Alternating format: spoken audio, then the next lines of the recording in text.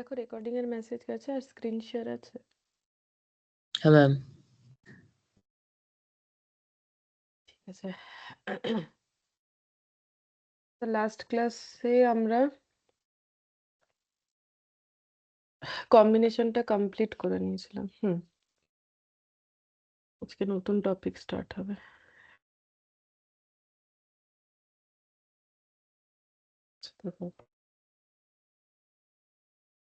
आज हम लोग सेट थ्योरी स्टार्ट करेंगे, ठीक है। और ये इम्पोर्टेंट सारा चैप्टर ही होता है। ये इसका एक अलग इम्पोर्टेंस ये भी है कि सेट थ्योरी का कंसेप्ट हम लोग जब क्या बोलते हैं उसे स्टैटिस्टिक्स में प्रोबेबिलिटी पढ़ेंगे ना, तो वहां पर भी ये कंसेप्ट थोड़ा थोड़ा हमें चाहिए होगा, ठीक है। तो ये समझना बहुत जरूरी है क्योंकि ये इस चैप्टर में तो काम आएगा ही आएगा और वहां पर भी ये थोड़ा बहुत काम आने वाला है, ठीक है, इसका कंसेप्ट।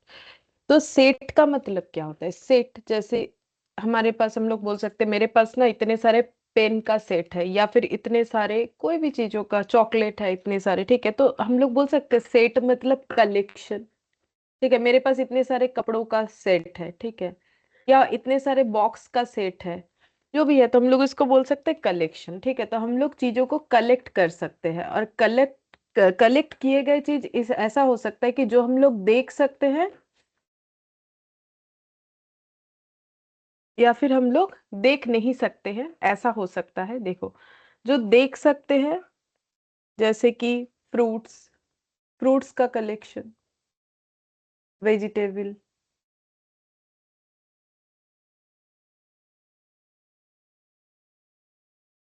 ओशियन, फुटबॉल,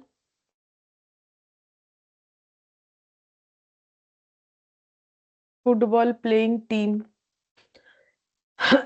ठीक है। और जो हम लोग देख नहीं सकते हैं लाइक हीट, ऑक्सीजन, ठीक है।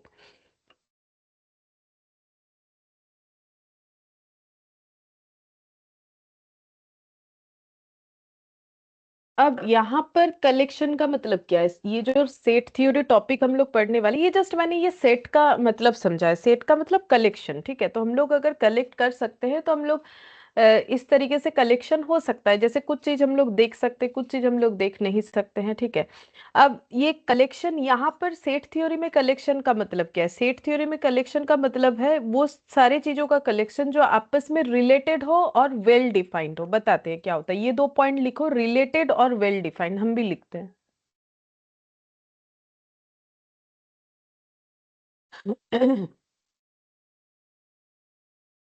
रिलेटेड और वेल डिफाइंड, ठीक है।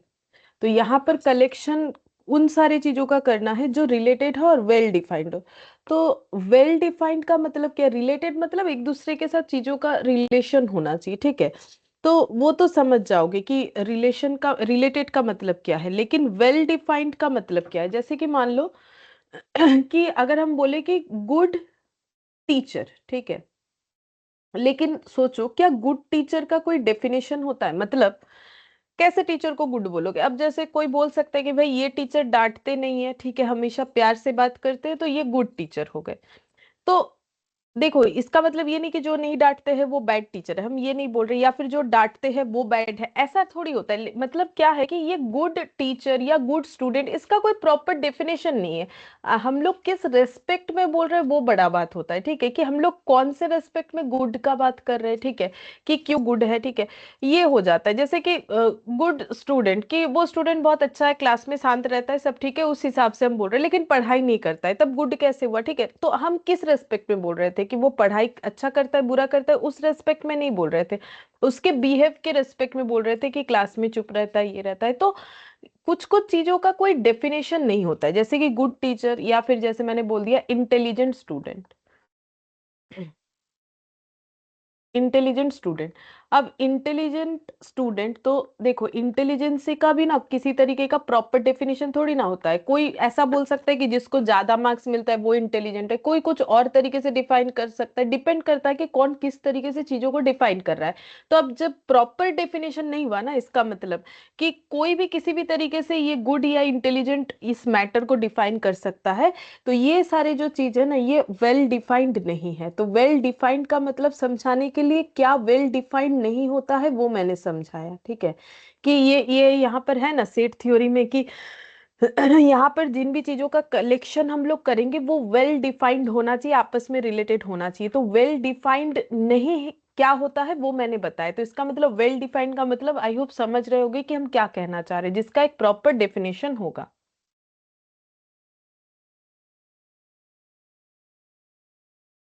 नेक्स्ट यहाँ पर लिखेंगे सेट जो है यहाँ पर लिख देते हैं वेल डिफाइंड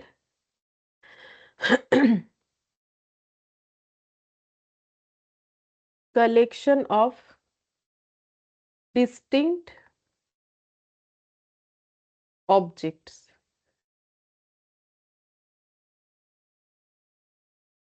अब ये ऑब्जेक्ट लिविंग भी हो सकता है, नॉन लिविंग भी हो सकता है।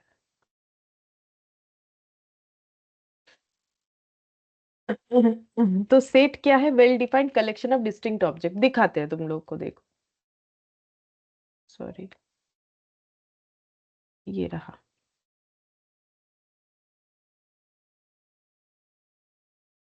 ये देखो, in our mathematical language everything is in this universe where living or non living is called a object। तो मैथ्स में क्या होता है, इस यूनिवर्स में जो भी चीज है चाहे वो लिविंग हो या नॉन लिविंग हो, सभी को हम लोग क्या बोल सकते हैं? ऑब्जेक्ट बोल सकते हैं। और यहाँ पर देखो डेफिनेशन देखो क्या बोल रहा है कि object is called well defined collection. और यहाँ पर if we consider a collection of object given in such a way that it is possible to tell beyond doubt whether a given object is in the collection under consideration or not, then such collection of object is called well defined collection of object। ठीक है, मतलब क्या बोला है कि अगर हम लोग ऑब्जेक्ट का कलेक्शन को कंसिडर करते हैं, ठीक है, मतलब अब ऑब्जेक्ट मतलब लिविंग भी हो सकता है, नॉन लिविंग भी हो सकता है, in such a way that it is possible to tell beyond doubt whether a given object is in the collection under consideration और नॉट, मतलब जो भी चीज का हम लोगों ने कलेक्शन किया है उसमें वो ऑब्जेक्ट होगा कि नहीं होगा। देन सच मतलब वेल डिफाइन होना चाहिए ना कि भाई ये कलेक्शन में ये ऑब्जेक्ट आ सकता है या नहीं आ सकता है, तब हम लोग उसे बोलते हैं well defined collection of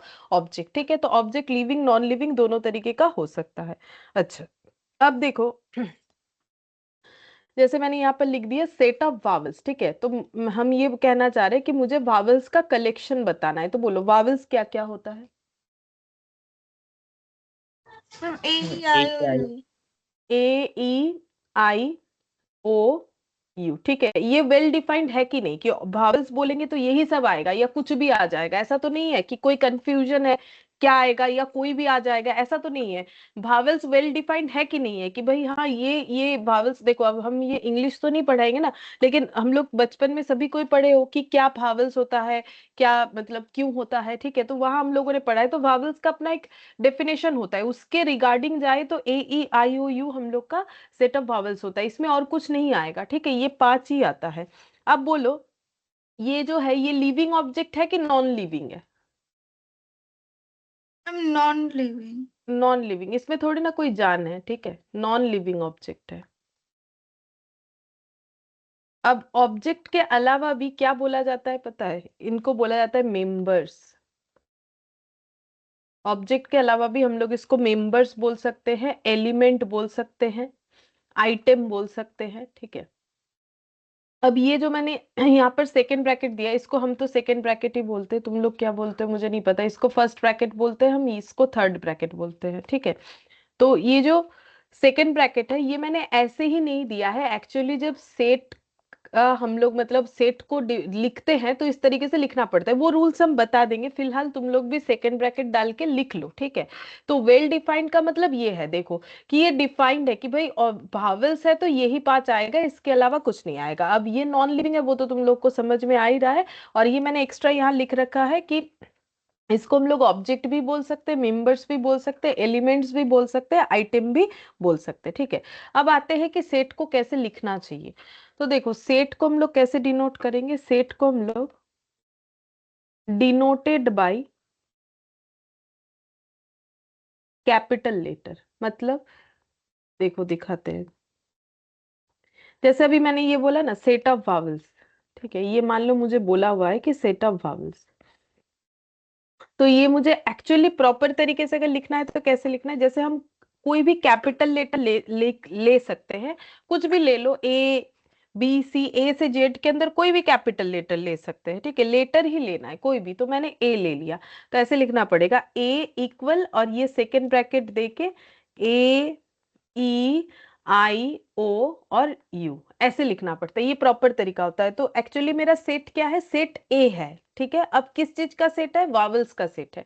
vowels क्या क्या है, ए ई आई ओ यू। ठीक है, अब ये जो ऑब्जेक्ट या कलेक्शन ऑफ ऑब्जेक्ट बोलो या एलिमेंट बोलो या मेंबर्स बोलो, ये हमेशा स्मॉल लेटर में ही लिखना चाहिए। ठीक है, मतलब अगर ऐसे लिख देते हो बाय चांस कि ए लिख दिया, फिर इसमें लिख दिया ए ई आई ओ यू, ठीक है, यू, तो ये नहीं चलेगा। ठीक है, तो इसका मतलब अगर मेरा कलेक्शन ऑफ ऑब्जेक्ट जो है वो अगर मेरा कोई लेटर है, अब जरूरी नहीं कि लेटर ही होगा, कुछ और भी हो सकता है, अगर लेटर है तो वो स्मॉल लेटर अंदर होना चाहिए, और सेट को हमेशा कैपिटल लेटर से हमें डिनोट करना चाहिए। ठीक है, अच्छा, अब नेक्स्ट देखो यहाँ पर फॉर्म बता देते हैं क्या क्या होता है सेट का। फॉर्म ऑफ सेट मेनली तीन तरीके का होता है, एक होता है रोस्टर फॉर्म, और ब्रेसेस फॉर्म। ठीक है, मतलब ये वाला ब्रैकेट। ठीक है, डिस्क्राइब्ड फॉर्म, और एक होता है इसका बहुत सारा नाम है, वो लिख देते, सेट बिल्डर,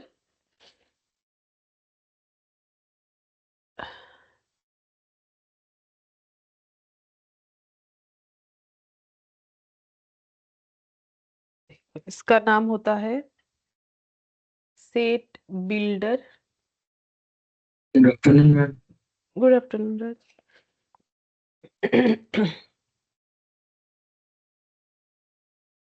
एल्जेब्रिक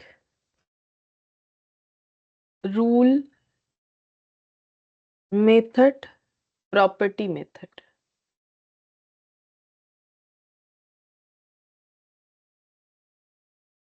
ठीक है, अब ये जो फॉर्म है इसको हम लोग समझते हैं कि अगर मुझे रोस्टर फॉर्म में लिखना है तो कैसे लिखना है, डिस्क्राइब्ड फॉर्म में लिखना है तो कैसे लिखना है, अगर मुझे set builder algebraic rule method या प्रॉपर्टी मेथड से लिखना है तो कैसे लिखना है। तो किस किस एग्जाम्पल से हम समझा सकते हैं, तो एग्जाम्पल हम ले लेते हैं। क्या हो गया, पेन नहीं चल रहा। ठीक है, मान लो मैंने बोला सेट ऑफ वावल्स। ठीक है, मुझे क्या करना मैम है, वावल्स का सेट है, बोलो। ওটা রোস্টার ফর্ম আর একটা কি লেখা আছে? ब्रेसेस, BRACES, ঠিক আছে। मतलब ब्रैकेट। ठीक है, तो देखो सेट ऑफ वावल्स मुझे लिखना है, मुझे रोस्टर फॉर्म या ब्रेसेस फॉर्म में लिखना है, ब्रेसेस मतलब ब्रैकेट होता है। ठीक है, तो फिर हम कैसे लिखेंगे, अभी अभी मैंने बोला कि सेट को कैपिटल लेटर से डिनोट करना चाहिए, तो तुम लोग कोई भी कैपिटल लेटर चूज कर सकते हो, हम ए लिख रहे हैं। ठीक है, रैंडमली पहला वाला ही लिख रहे हैं, तो ए इक्वल देके ब्रैकेट के अंदर लिखोगे ए ई आई ओ और यू, क्यों, क्योंकि यही मेरा वावल्स होता है। ठीक है, अब इसे मुझे अगर डिस्क्राइब फॉर्म में लिखना है तो फिर से मैंने ए लिख दिया, मेरा सेट है ए। ठीक है, अब इसको डिस्क्राइब करना है तो मुझे क्या लिखना पड़ेगा, ऐसे लिख सकते हैं, set of vowels in alphabet. ठीक है, set of vowels in alphabet, ये हो जाएगा आंसर। अगर सेट बिल्डअप फॉर्म में लिखना है तो कैसे लिखना पड़ेगा, तो ऐसे लिखना पड़ेगा, उसमें भी ऐसे ब्रैकेट देना है। ठीक है, और हमेशा ये सेकेंड ब्रैकेट ही देना है, हम इसको सेकेंड ब्रैकेट ही बोलते हैं, ऐसे लिखना पड़ेगा एक्स, ये दो ऐसे कोलन जैसा यूज करना पड़ेगा, इसको बोला जाता है, इस साइन को यहाँ पर रीड करना पड़ता है सच दैट, ठीक है, इसको हम लोग बोलते हैं सच दैट, इसको नॉर्मली हम लोग कोलन बोलते हैं ना, तो इसको यहाँ बोलते हैं सच दैट, एक सच that x is set of vowels, ठीक है, मतलब मेरे ये ए सेट में जो एलिमेंट आएगा उसको हम एक्स से डिनोट कर रहे हैं, और एक्स मेरा क्या है, सेट ऑफ वावल्स है। और एक तरीके से भी इसको लिख सकते हैं, सच दैट को ऐसे एक साइन से लिखा जाता है, ऐसे टेढ़ा करके एक लाइन दे दो, ये हो गया मेरा सच दैट, ठीक है, ये भी मेरा सच दैट हो जाएगा। X is set of vowels, ऐसे करके होगा, ठीक है। तो ये रूल मेथड इसीलिए नाम है, देखो ये प्रॉपर्टी मेथड, मतलब रूल्स लिख रहे हैं ना कि इसके अंदर क्या क्या जाएगा, ठीक है। तो इसे सेट बिल्डर रूल्स या फिर प्रॉपर्टी या एल्जेब्रिक मेथड बोला जाता है। प्रॉपर्टी क्यों बोला जाता है उसका भी एक एग्जांपल जैसे दिखाते हैं, जैसे मान लो कि मैंने यहाँ पर लिख दिया ए इक्वल टू, एक सेट है x such that x equal to 2m, m being integer in the interval 0 less than m less than 6, ठीक है। मतलब ये मैंने दूसरा एग्जाम्पल ले लिया, पहले तो मैंने तीनों को ही सेट ऑफ वावल्स वाले एग्जाम्पल से समझाया। अब मान लो मैंने एक ऐसा डिस्क्राइब्ड फॉर्म में एक सेट लिखा है, ठीक है। अब हम पूछ रहे हैं तुम लोगों से, तो मुझे एक चीज बोलो कि फिर ये ए सेट के अंदर क्या क्या आ सकता है। जैसे ये पढ़ के कोई भी बोलेगा इसके अंदर ए ई आई ओ यू आएगा, ठीक है। वैसे मेरा क्वेश्चन ये है कि अगर डिस्क्राइब फॉर्म में कहीं लिखा हुआ है कि ए एक ऐसा सेट है जिसमें x आएगा, x क्या है, सच दैट x ऐसा कुछ है जहां पर x का वैल्यू हो जाएगा x इक्वल टू क्या होना चाहिए, 2m, मतलब 2 इंटू एम, 2m का मतलब 2 इंटू एम, तो फिर m क्या है वो पता चलेगा तभी ना x के a के अंदर वैल्यूज को लिख पाएंगे। तो m भी बता दिया, m एक इंटीजर वैल्यू होगा, मतलब कुछ पॉइंट वाला वैल्यू नहीं होगा। और m का वैल्यू कैसे होगा, 0 लेस देन m, मतलब m ग्रेटर देन 0 हो गया, m 0 से ज्यादा होगा लेकिन 6 से कम होगा, तो फिर m का वैल्यू क्या क्या हो सकता है, 0 से ज्यादा लेकिन 6 से कम, क्या क्या हो सकता है। मैम 1 2 3 4 5। 1 2 3 4 5 हो सकता है, 1 2 3 4 और 5, ठीक है। लेकिन मुझे तो x लिखना है ना इसके अंदर, तो x क्या होगा, 2m, तो 2m मतलब फिर क्या क्या हो जाएगा। 2 1 2 into 2 ঠিক আছে, যে 2 into 1 2, তারপরে তারপরে 4 তারপরে 4 6 6 8 10। 8 10, ठीक है।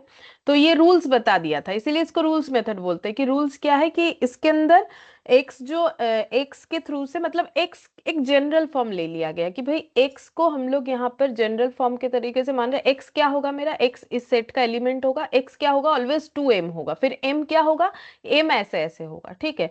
तो उसके हिसाब से हो गया, बाकी कुछ भी दे सकता है, ठीक है।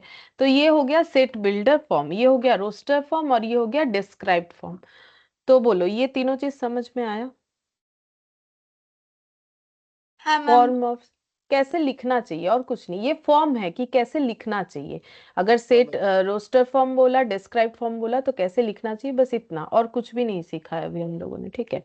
अच्छा अब, अच्छा मुझे एक चीज बोलो, अभी मैंने जो भी लिखवाया ये लिविंग, इसके अंदर जो है ये सबको एलिमेंट्स बोलते हैं, ऑब्जेक्ट बोलते हैं, या फिर हम लोग क्या बोल सकते हैं, मेंबर्स। ये सभी मैंने नॉन लिविंग का ही अभी एग्जांपल लिया, देखो ये नंबर है 2 4 6 8 10, ये भी नॉन लिविंग है, सेट ऑफ वावल्स भी नॉन लिविंग है, ठीक है। अच्छा अब हम लोग नेक्स्ट पढ़ते हैं टाइप ऑफ सेट।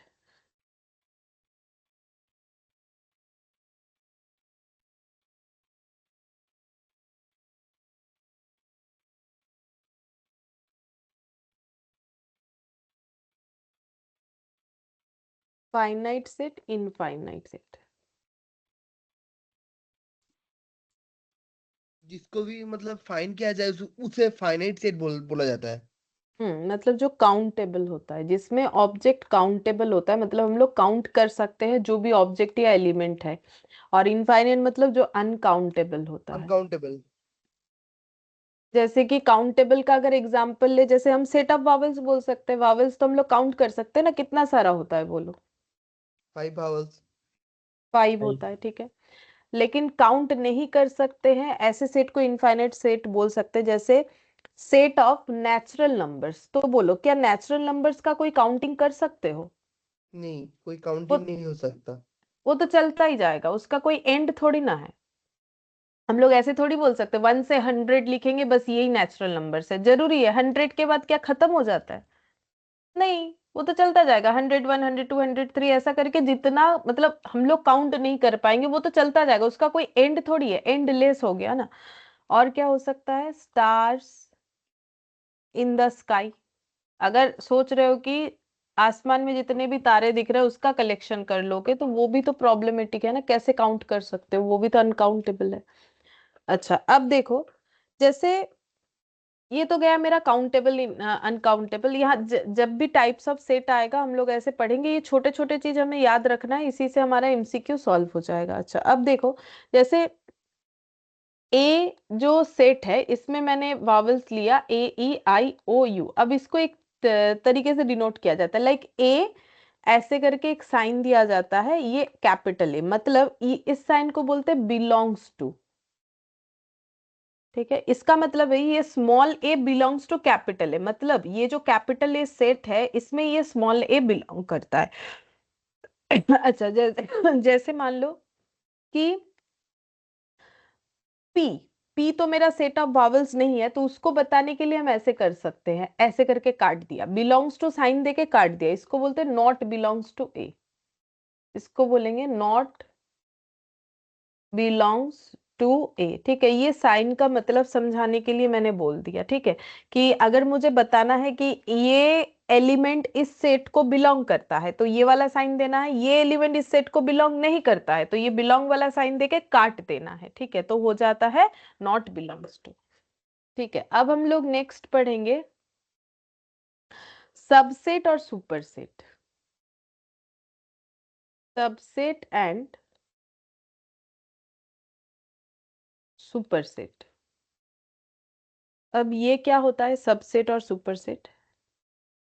देखो, जैसे कि मान लो एक सेट P है जिसमें दो एलिमेंट है, सपोज करो कि A कॉमा B, और एक सेट Q है उसमें 3 एलिमेंट है A B और C। ठीक है, अब इस चीज को हम ड्रॉ करके समझाएंगे, सेट में हम लोग ड्रॉ करके दिखा सकते हैं, ड्रॉ हम लोग आगे जाके पढ़ेंगे। ठीक है, लेकिन अभी ये सबसेट और सुपरसेट को अगर हम ड्रॉ करके समझाएंगे तो तुम लोग अच्छे से समझ पाओगे। तो सेट में जो है ड्रॉ करने के लिए, सेट को डिनोट करने के लिए सर्कल का यूज किया जाता है। ठीक है, ड्रॉ करना है अगर सेट का तो सर्कल का यूज किया जाता ম্যাম है। দুটো সেট যখন একটা একটার সঙ্গে লেগে থাকে সেটাকে বলা হয় সাবসেট. अच्छा, ठीक है, हम भी बताते हैं। देखो, तो ये हो गया सेट जो है, ये सर्कल, सेट बताने के लिए सर्कल का यूज होता है। और यूनिवर्सल सेट अगर मुझे बताना है, ठीक है, यूनिवर्सल सेट बनाने के लिए ऐसे एक स्क्वायर का यूज होता है। अब स्क्वायर, रेक्टेंगल, जो भी बोलो, ठीक है। तो यूनिवर्सल सेट क्यों दिखाएंगे? क्योंकि यूनिवर्स के अंदर ही ऑब्जेक्ट्स है, ये मान के हमें चलना है। ठीक है, तो ये एक यूनिवर्स है, मान लो ये पूरा एक यूनिवर्स है। ठीक है, इसके अंदर हम दो सेट बनाएंगे, जो मैंने एग्जांपल लिया है, एक है मेरा P और एक है मेरा Q। ठीक है, तो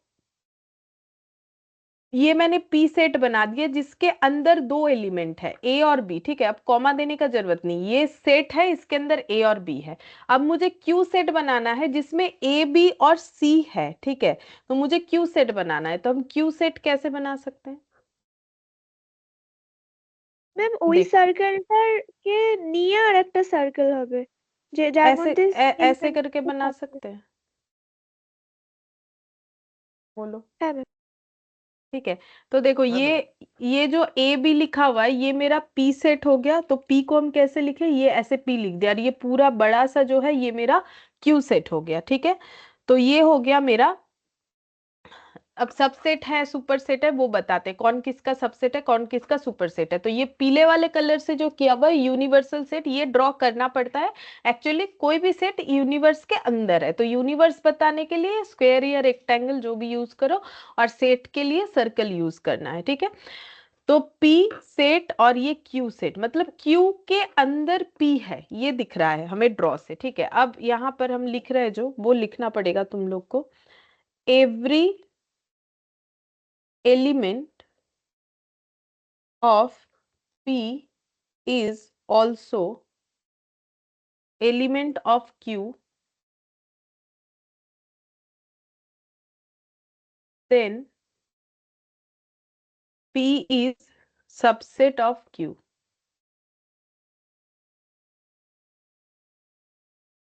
And Q is superset of P. ठीक है, एवरी एलिमेंट ऑफ P, देखो P का जितना भी एलिमेंट है वो Q का भी एलिमेंट है, P में A भी है Q में भी A भी है, अगर सारे एलिमेंट, ये इंपॉर्टेंट है ये वाला बात, एवरी, ठीक है, इस पे चाहो तो ऐसे करके गोला बना लो, ठीक है, ये इंपॉर्टेंट पॉइंट है, every element of P is also element of Q, then P, अगर ऐसा होता है तो P is subset of Q, और Q जो है उसको हम लोग बोलेंगे सुपर सेट ऑफ P, ठीक है। अब इसको सेट में कैसे करके डिनोट किया जाता है, तो देखो P सबसेट ऑफ Q, ठीक है, ये सबसेट का साइन है, तो अलग अलग साइन यूज होता है इसमें, जैसे बिलोंग्स टू बताया, सच दैट बताया, वैसे ये सबसेट है, इसका मतलब क्या होता है, इस लाइन का मतलब होता है P इज सबसेट, ये सबसेट का साइन है, P इज, ये ऐसे उल्टा उल्टा यू, क्या साइड यू जो भी बोलो, ये साइन हो गया, ठीक है, सबसेट ऑफ Q, ये मैंने ब्रैकेट में दिखाया, सबसेट का साइन ऐसे वाला होता है, ठीक है, सॉरी। अच्छा अब देखो P में A और B दो एलिमेंट है, Q में है मान लो B, C और D, ठीक है, तो अब बोलो क्या P और Q में सबसेट और सुपरसेट का रिलेशन है या नहीं है? हाँ है। ना मैम। हाँ मैम। P और Q में सब सुपरसेट का रिलेशन है या नहीं है, बोलो। B C T. नहीं हाँ मैम। है तो। नहीं ना है, मैम। ठीक है, नहीं है, क्यों नहीं है बोलो, सही आंसर नहीं है यही ম্যাম होगा, बट সব এলিমেন্ট সেম না, এভরি এলিমেন্ট অফ মানে দুটোরই সেম হতে হবে এলিমেন্ট গুলো বা মেম্বার, ওর দুটো তো সেম না। हाँ ओनली बी है, लेकिन क्या ए भी है, नहीं है ना, तो इसीलिए तो मैंने एवरी में गोला पकाया था, ठीक है, एवरी याद रखना है, हर एक एलिमेंट जो है वो क्यू में अगर होता, ठीक है, या फिर क्यू का हर एक एलिमेंट पी में होता तो भी चलेगा, ठीक है, ऐसा थोड़ी है कि पी को ही सबसेट होना पड़ेगा, ठीक है, क्यू भी सबसेट हो सकता है, लेकिन नॉर्मली जिसके पास एलिमेंट ज्यादा है वही सुपर सेट होता है, जिसके पास एलिमेंट कम है वो तो दूसरे का सबसेट ही होगा ना, लेकिन यहाँ पर पी जो है वो P is not subset of Q as A is not in Q, यही रीजन है, ठीक है, क्योंकि A एलिमेंट Q के अंदर नहीं है, अगर A एलिमेंट Q के अंदर होता, ठीक है, तो सबसेट हो जाता, अगर मान लो कि ये Q ऐसा होता, सपोज करो कि ऐसा होता ABCD, तो क्या सबसेट और सुपरसेट का रिलेशन होता? হ্যাঁ ম্যাম। है मैम हो, वो तो। होता। अब कौन किसका सबसेट होता? ম্যাম পি সাবসেট হতো আর কিউ সুপারসেট। हाँ, सुपर मतलब जो बड़ा, ठीक है, सुपर मतलब जो बड़ा, जो दूसरे को कंटेन कर सकता है, तो देखो ना क्यू ने पी को अपने अंदर रखा है, ठीक है, तो इसीलिए वो सुपर हो गया, ठीक है, सुपर से। अच्छा अब नेक्स्ट हम लोग पढ़ेंगे प्रॉपर सबसेट, अभी तो मैंने तुम लोग को सिर्फ सबसेट पढ़ाया, ठीक है, अब हम लोग पढ़ेंगे प्रॉपर सबसेट। अब ये प्रॉपर सबसेट चीज क्या होता है, देखो जैसे मान लो मैंने एक सेट लिया A कॉमा बी, अच्छा ये ना मेरा कैपिटल P है, ठीक है, Q A B और C, ठीक है, अब यहां पर हम लोग ये बोल सकते हैं कि P is subset of Q and Q is superset of P, बोलो ये बोल सकते हैं कि नहीं बोल सकते हैं? হ্যাঁ ম্যাম। ठीक है, P Q का सबसेट है, Q सुपरसेट है P का, ठीक है। अच्छा अब P is proper subset of Q and Q is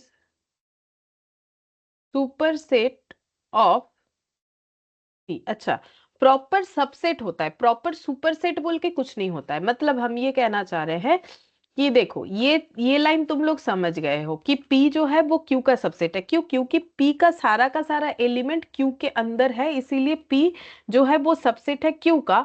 और क्योंकि Q पूरे P को कंटेन कर रखा है तो वो सुपरसेट हो गया। फिर यहाँ पर ये प्रॉपर सबसेट मैंने बता दिया कि P प्रॉपर सबसेट भी है। क्यों है वो अभी तक नहीं बताया, बट बताया कि ये प्रॉपर सबसेट भी है, सबसेट के साथ साथ। क्यों है वो हम बताएंगे। उसके बाद Q is superset of P, वो क्यों है? क्योंकि वो P को कंटेन कर रहा है। यहाँ पर क्यू का सुपरसेट होने का जो रूल्स है यहाँ पर भी सेम है, बस समझना इतना है कि ये सबसेट के साथ साथ प्रॉपर सबसेट भी क्यू है, वो हम बताएंगे इस पॉइंट में। तो देखो, प्रॉपर सबसेट में क्या होता है, एक्चुअली सुपरसेट ही एक सबसेट को प्रॉपर सबसेट बनाता है। कैसे? पहले हम लिख देते तो तुम लोग समझ जाओगे। In superset there should B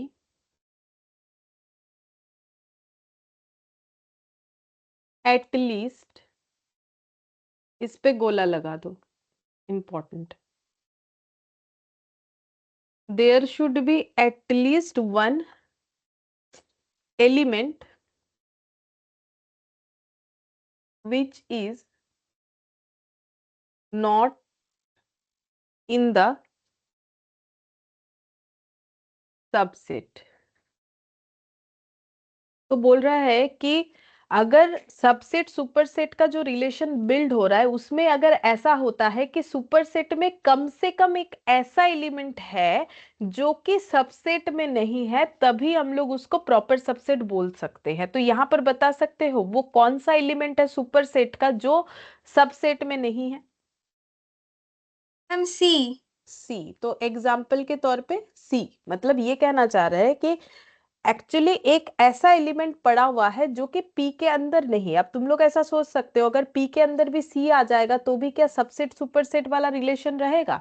बिल्कुल रहेगा, क्योंकि सबसेट सुपरसेट वो भी हम लिखवाते हैं, फिर भी हम एक बार बता देते हैं सबसेट सुपरसेट का रिलेशन क्या है। सारा एलिमेंट रहना चाहिए। चलो अभी इस चीज को समझाने के लिए एक एग्जाम्पल ले लेते हैं, अच्छे से समझ जाओगे। पहले मुझे इतना बताओ, प्रॉपर सबसेट समझ में आया? प्रॉपर सबसेट तब होगा जब सुपरसेट में कम से कम एक ऐसा एलिमेंट होना चाहिए जो उसके सबसेट में नहीं है, मतलब सुपरसेट बड़ा होगा कंपेयर टू सबसेट। मतलब वो हमेशा होता है कि सबसेट बड़ा छोटा ही होता है, सुपरसेट बड़ा होता है, लेकिन एक ऐसा एक कम से कम एक से दो हुआ तो भी चलेगा, एटलीस्ट एक ऐसा एलिमेंट होना चाहिए जो उसके सबसेट में नहीं है। बोलो, ये समझ में आ गया? हाँ मैम।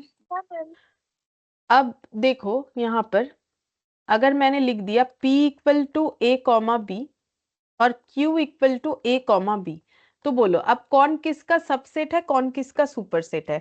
तो घबराओ मत, पहले डेफिनेशन पढ़ लो। सबसेट का मतलब क्या है? सारे एलिमेंट किसी एक सेट का अगर दूसरे सेट में होता है, वो तो PQ तो एग्जाम्पल है मेरा, किसी भी एक सेट का सारा एलिमेंट, एवरी मतलब सारा एलिमेंट अगर दूसरे सेट में होता है तो वो उसका सबसेट हो जाता है और रिवर्सली वो उसका सुपरसेट हो जाता है। तो यहाँ पर बोलो कौन किसका सबसेट होगा, कौन किसका सुपरसेट होगा?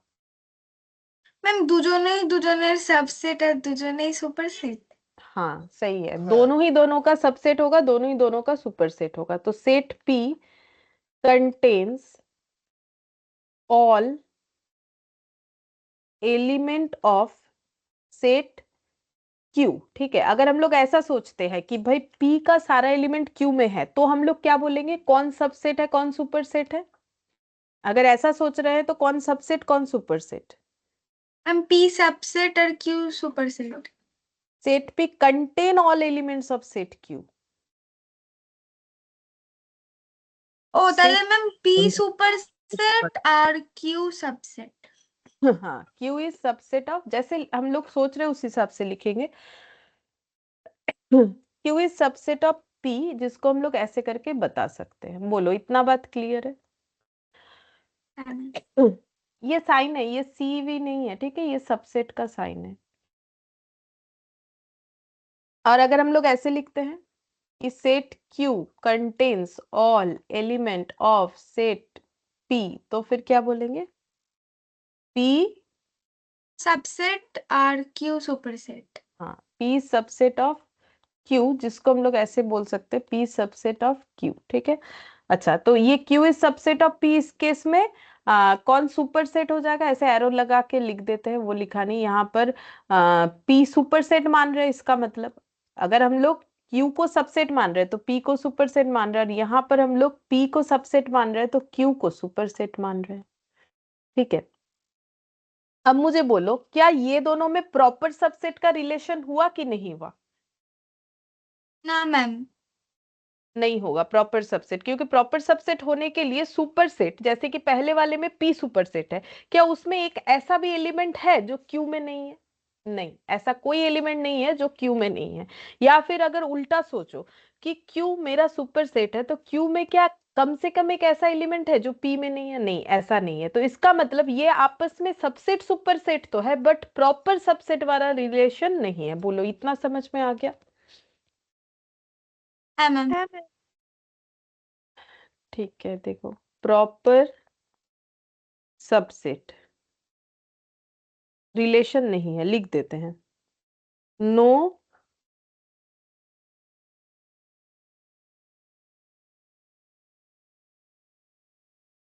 No proper subset relation as P और Q contain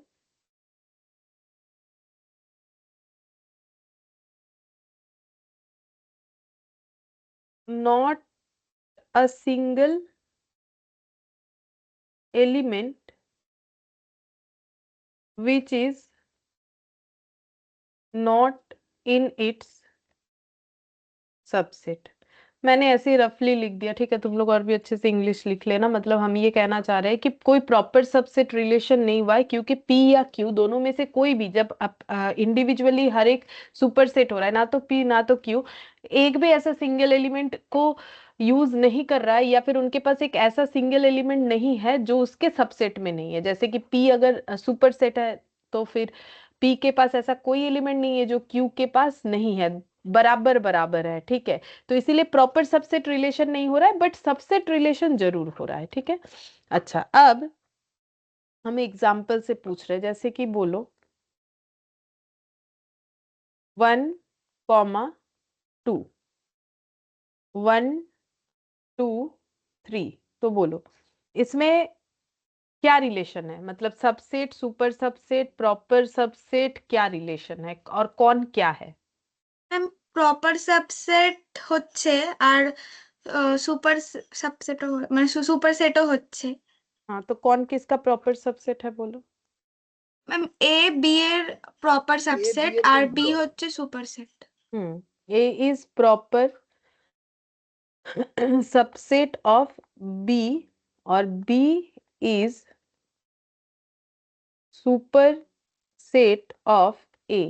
अच्छा, तो इसका मतलब ऐसा क्यों हुआ, एक बार बताओ कि A प्रॉपर सबसेट क्यों है B का? ম্যাম কারণ বি একটা বেশি এলিমেন্ট ক্যারি করছে ওর সাথে, যেখানে কি এর কাছে একটা কম এলিমেন্ট আছে। हाँ, मतलब एक पहला बात तो है कि सबसेट कौन है? A है। क्यों है? क्योंकि A का सारा एलिमेंट B कंटेन कर रहा है, जो कि है 1 और 2, কিন্তু বি ठीक এর है। মধ্যে যেটা আছে সেটা এ এর মধ্যে নেই। हाँ, হুম। लेकिन B जो सुपर सेट बन रहा है उसके पास एक ऐसा एलिमेंट है 3 जो कि A के पास नहीं है, इसीलिए इन दोनों में जो रिलेशन हो रहा है वो सिर्फ सबसेट का नहीं, प्रॉपर सबसेट का हो रहा है। बोलो, ये बात क्लियर है सबको? হ্যাঁ ম্যাম। ठीक हाँ मैम। है। अब डिसजॉइंट सेट।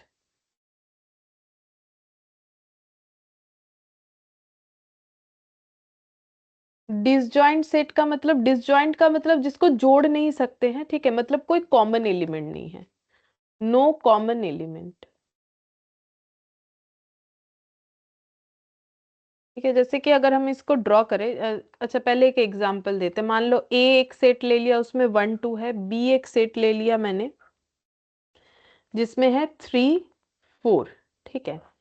तो देखो ये दोनों सेट में कोई कॉमन एलिमेंट नहीं है, तो ये सेट डिसजॉइंट होगा, मतलब इसको जोड़ नहीं सकते हो किसी भी तरीके से, एक दूसरे के साथ जोड़ नहीं सकते हो। जैसे अगर मुझे इसको ड्रॉ करना है तो हम ऐसे ए बना लेंगे 1 2, हाँ भले ही यूनिवर्स के अंदर रखे वो अलग बात है। ये ए सेट बन गया, ठीक है।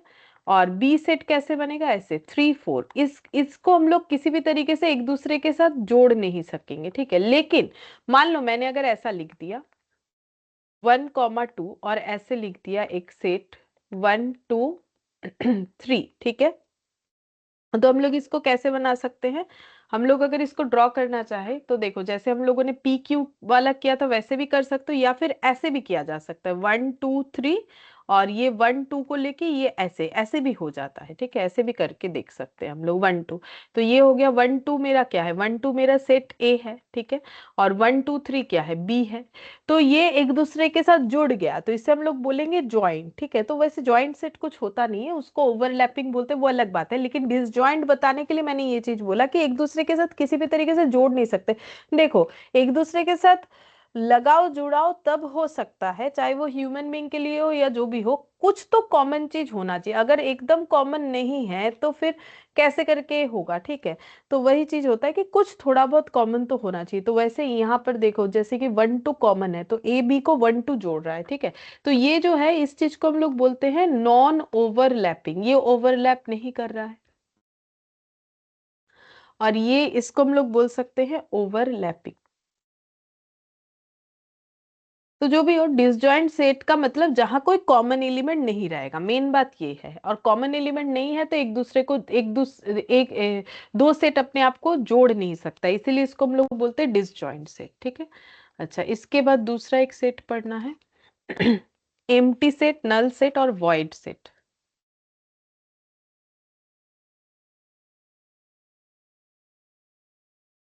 एम्प्टी सेट, नल, जिसके अंदर कोई भी कुछ एलिमेंट नहीं रहेगा। हाँ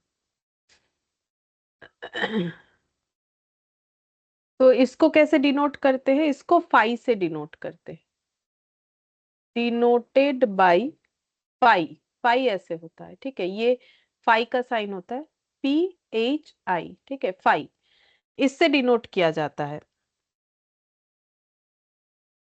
अब इस सेट का मतलब होता है a set which does not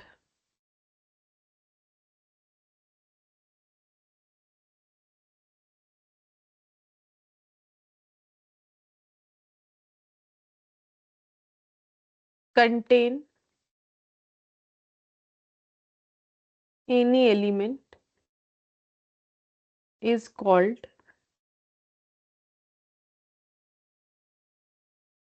null set। अच्छा जैसे कि मान लो मैंने बोला एक एग्जाम्पल, एक सेट बनाओ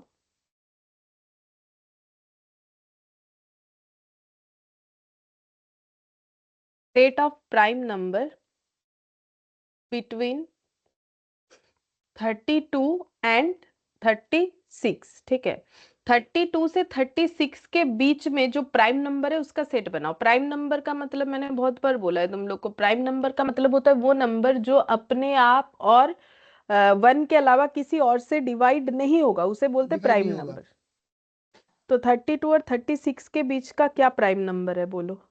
33। मैम 33। 33 क्या प्राइम नंबर है?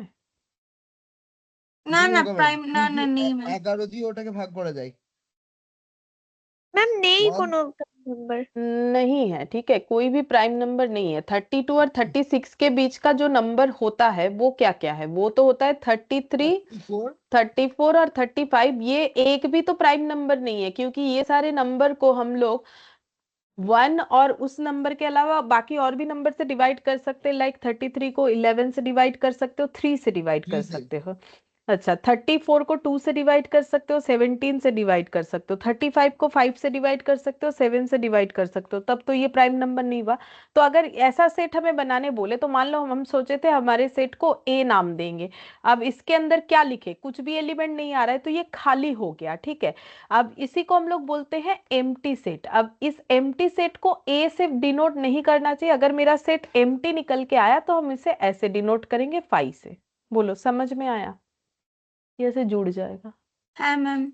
हाँ मैम। फाई से हमें एम्प्टी सेट को डिनोट करना चाहिए। अच्छा, अब मान लो दूसरा एक एग्जाम्पल इम्पोर्टेंट, ठीक है, जैसे कि ए और इसके अंदर मैंने लिख दिया ये फाई, ठीक है, तो क्या ये एम्प्टी सेट है? पहले ये आंसर दो।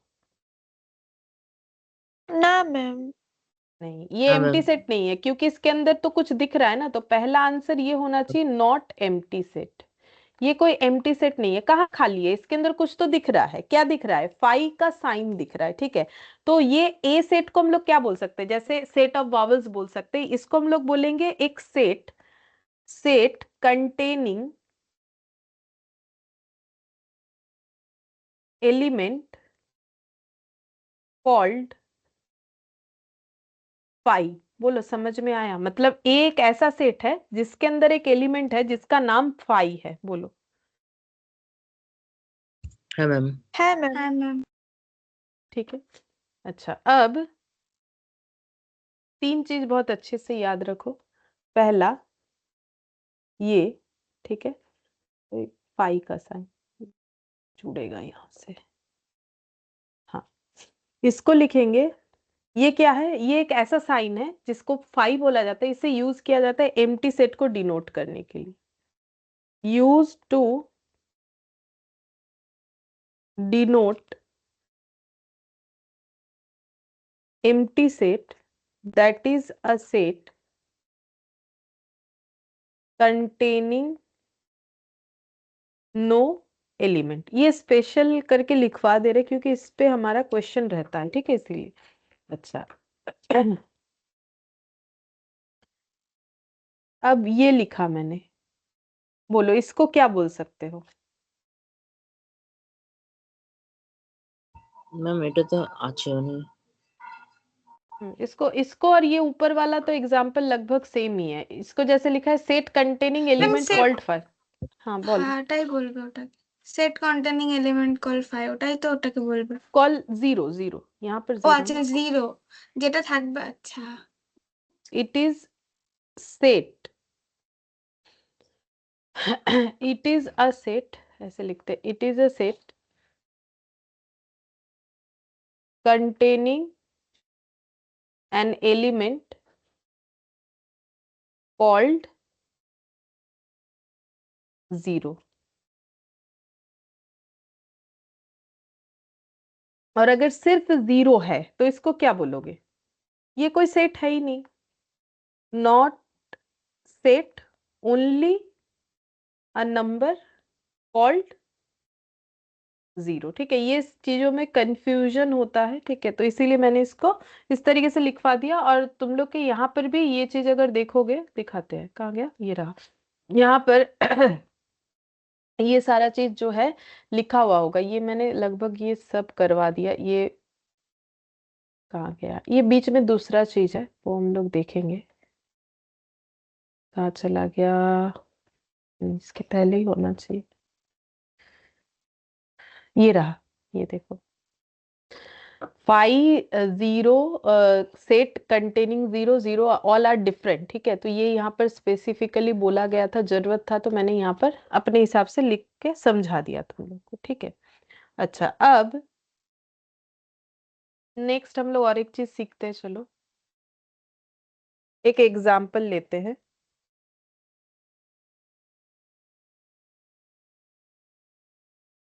ए 1 2 3 फाइंड द सबसेट, ठीक है। तो कितना सारा सबसेट हो सकता है, कैसे निकाल सकते हो? जैसे कि देखो, हम एक सबसेट बना रहे हैं जिसका नाम दे रहे हैं पी, उसमें मैंने लिख दिया 1, ठीक है। तो ये एक सेट दे दिया है, उससे हम लोग कैसे सबसेट बना सकते हैं, ठीक है। तो ये इसमें जो एलिमेंट है उसी से बनाना है। तो 1 2 3 तीन एलिमेंट है, उससे मैंने पहला सबसेट बनाया 1। बोलो ये ठीक है? क्या ये पी ए का सबसेट होगा या नहीं होगा? हाँ मैम। হ্যাঁ ম্যাম হবে। হ্যাঁ ম্যাম হবে। अच्छा, फिर मैंने क्यू लिखा जिसमें मैंने लिखा 2, फिर मैंने आर लिख दिया जिसमें मैंने लिखा 3। बोलो ये तीनों चलेगा? सबसेट हो सकता है इस सेट का? হ্যাঁ হ্যাঁ ম্যাম। ম্যাম। अच्छा, फिर दूसरा लिखेंगे, अब दो दो एलिमेंट लिखेंगे, 1 2, ठीक है। फिर उसके बाद 1 3,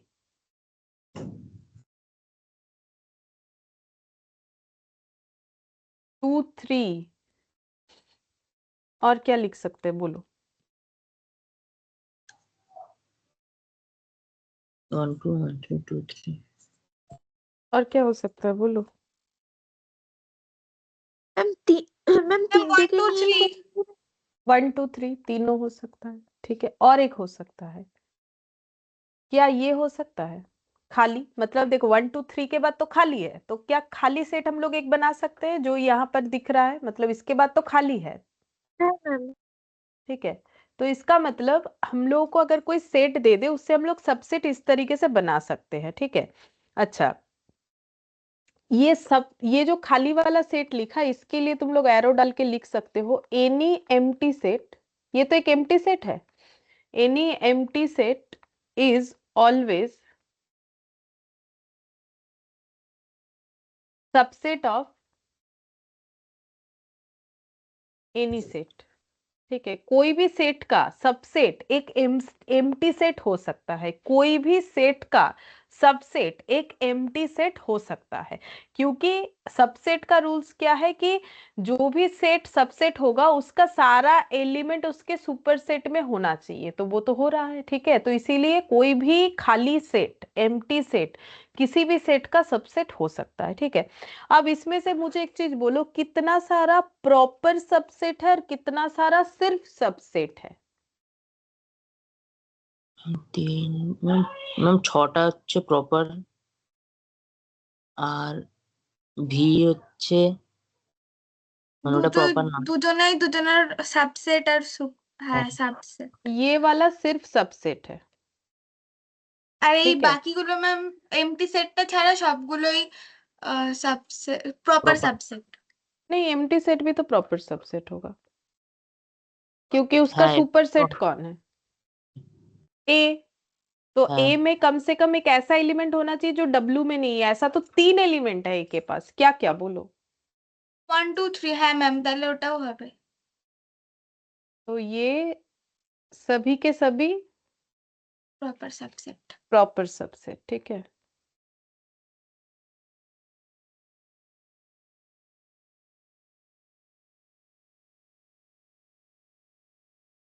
प्रॉपर सबसेट क्यों? क्योंकि P एक ऐसा सबसेट है जिसका सुपरसेट A है, जिसके पास एटलीस्ट एक एलिमेंट होना चाहिए जो P में नहीं है, इसके पास तो दो दो एलिमेंट है, 2 और 3, ठीक है।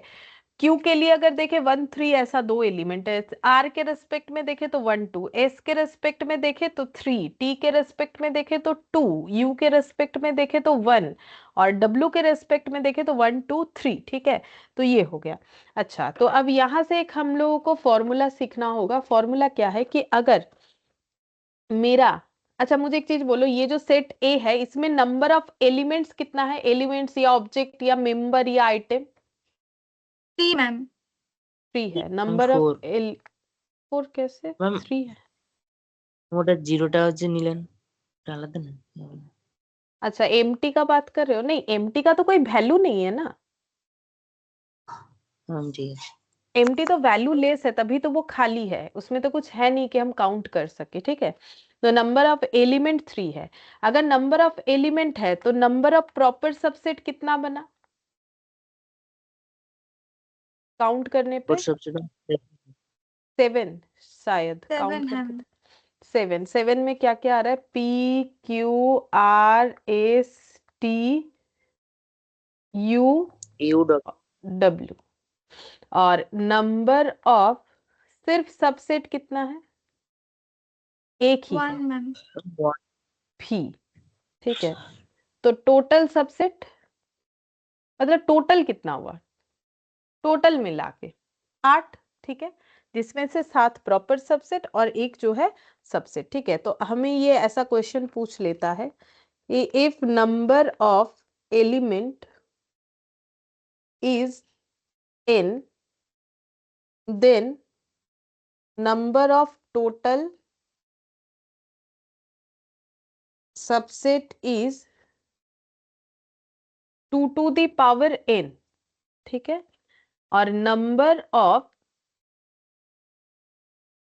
Proper subset is 2 to the power n minus 1। ठीक है, ये याद रखो कि कितने सारे सबसेट है। अब ये देखो यहाँ पर मैंने क्या लिखा है, then number of total subset. ठीक है, टोटल तो देखो प्रॉपर सबसेट भी तो एक सबसेट ही है ना, बट उसका फीचर्स थोड़ा और ज्यादा है, इसलिए वो प्रॉपर सबसेट है। ठीक है, तो टोटल सबसेट का मतलब हम इसका बात कर रहे हैं। अब टोटल सबसेट मतलब तुम लोग वन मत मान लो, ठीक है, क्योंकि सबसेट ये भी है, सबसेट ये भी है। ये प्रॉपर है, ये प्रॉपर नहीं है। ठीक है, नॉट प्रॉपर। तो यहाँ पर ये फॉर्मूला ये 8 के ऊपर लागू हो रहा है। तो देखो 2 टू दी पावर n मतलब कितना करोगे इस केस में, नंबर ऑफ एलिमेंट 3 है, 2 टू दी पावर 3 कर, हाँ 2 टू दी पावर 3 करने से कितना निकल के आएगा 8, यानी कि ये वाला। ठीक है, तो हमें ये ऐसे करके निकालना है कि टोटल कितना होता है 8, और प्रॉपर सबसेट कितना होगा, एक कम होगा। क्योंकि तुम लोग कोई भी एलिमेंट लेके बना के देखो, मैंने 3 लिया है, तुम लोग 4 ले लो, 5 ले लो, 2 ले लो, जो भी करो, हमेशा देखना कोई भी सेट से जब सबसेट बनाओगे एक ही ऐसा सबसेट आएगा जो कि प्रॉपर नहीं होगा। ठीक है, जहां पर हम लोग सारे एलिमेंट्स को लिखेंगे, बाकी सारा प्रॉपर होगा। ठीक है, इसीलिए फॉर्मूले में 2 to the power n minus 1 किया गया है। ठीक है, अच्छा अब नेक्स्ट पढ़ेंगे single tone set.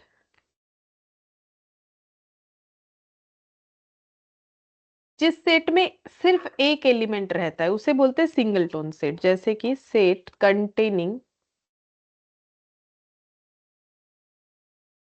One element. जैसे मैंने एक सेट लिख लिया, कुछ भी लिख लेते रैंडमली, A10 लिख दिया। ठीक है, या फिर B एक सेट लिख लिया, इसमें लिख दिया मैंने Q। ठीक है, तो ये दोनों क्या है, सिंगल टोन सेट है। क्यों? क्योंकि इसमें एक ही एलिमेंट है, इसमें एलिमेंट है 10, इसमें एलिमेंट है Q। ठीक है, तो ये एग्जाम्पल दिया, तुम लोग कुछ भी एग्जाम्पल ले सकते हो जिसमें एक ही एलिमेंट होगा, वो होता है सिंगल टोन सेट। अब हम लोग पढ़ेंगे equal set.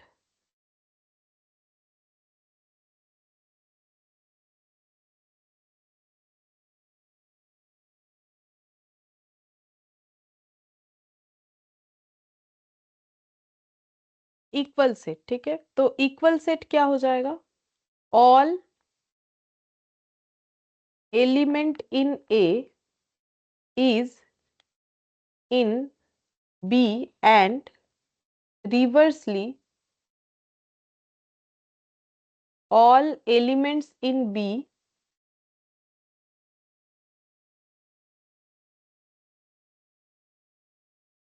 is in A। ठीक है, बोल रहे इक्वल कब होगा, बोल रहे जब एग्जाम्पल के तौर पे ए भी लिया है तो उस हिसाब से समझा दिया कि ए का सारा एलिमेंट अगर बी में है, सिर्फ ये होने से नहीं होगा, रिवर्सली बी का भी सारा एलिमेंट ए में होना चाहिए। जैसे ए में 1 2 है जो कि बी में है, बी का जो 1 2 है वो भी ए में है, तभी होता है इक्वल सेट। ठीक है, ये इक्वल सेट हो गया। अच्छा, अब नेक्स्ट देखो, अब अगर मुझे बोलने के लिए बोला जाए कि एन ऑफ ए क्या है, एन ऑफ का मतलब नंबर ऑफ एलिमेंट इन ए, तो बोलो कितना होगा। मैम 2। हाँ, ए के अंदर 2 एलिमेंट है, दिस वन। ठीक है, इस वजह से 2 हो रहा है, ये 2 के वजह से 2 नहीं होता है। ठीक है, 2 है, काउंटिंग में 2 है। अच्छा, और अगर मुझे पूछे एन ऑफ बी, मैम 2। हाँ, ये भी मेरा आंसर हो जाएगा 2। ठीक है, अच्छा, अब ये जो सेट है, ये ए और बी, ये आपस में इक्वल सेट है और ये आपस में इक्विवेलेंट भी है। अब इक्विवेलेंट सेट क्या होता है वो हम बताते हैं। तो पहले यहां पर ऐसे लिखेंगे, equal set as elements are equal. Elements equal है इन बोथ सेट। ठीक है, दोनों सेट में एलिमेंट्स इक्वल है। एंड ऑल्सो, और इसको हम लोग इक्विवेलेंट सेट भी बोलेंगे, equivalent set as number of elements are equal.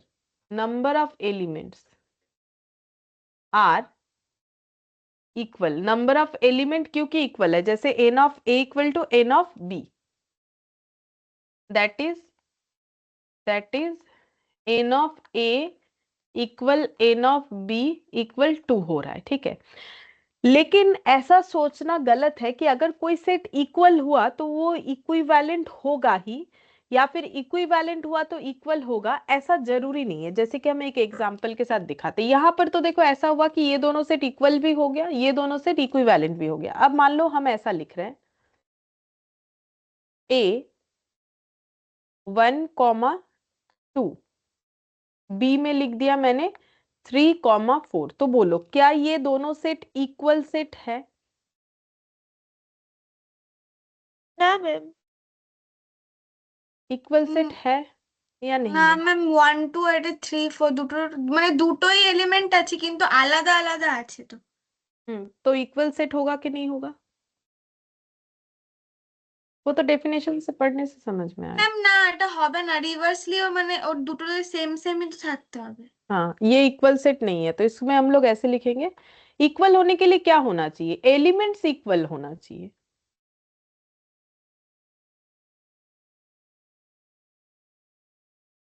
So not equal set. लेकिन क्या इक्विवेलेंट है? হ্যাঁ ইকুইভ্যালেন্ট দুটো দুটো। इक्विवेलेंट कैसे है समझा मैम। जाता है? हाँ, इक्विवेलेंट है। एन ऑफ ए कितना है? 2। एन ऑफ बी कितना है? 2। दो नंबर है ना, यहाँ भी दो दो एलिमेंट है, यहाँ भी दो एलिमेंट है।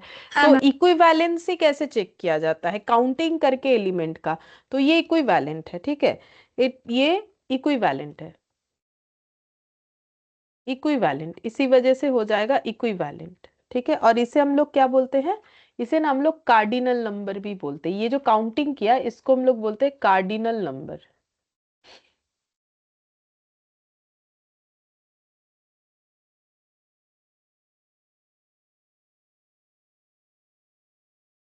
एक मिनट रुको।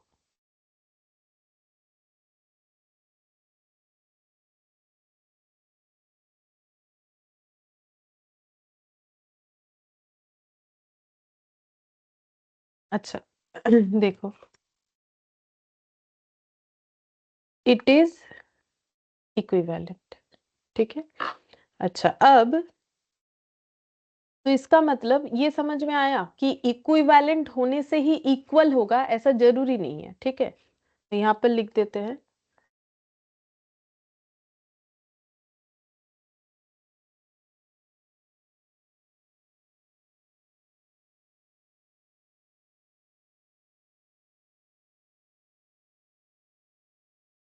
it is equivalent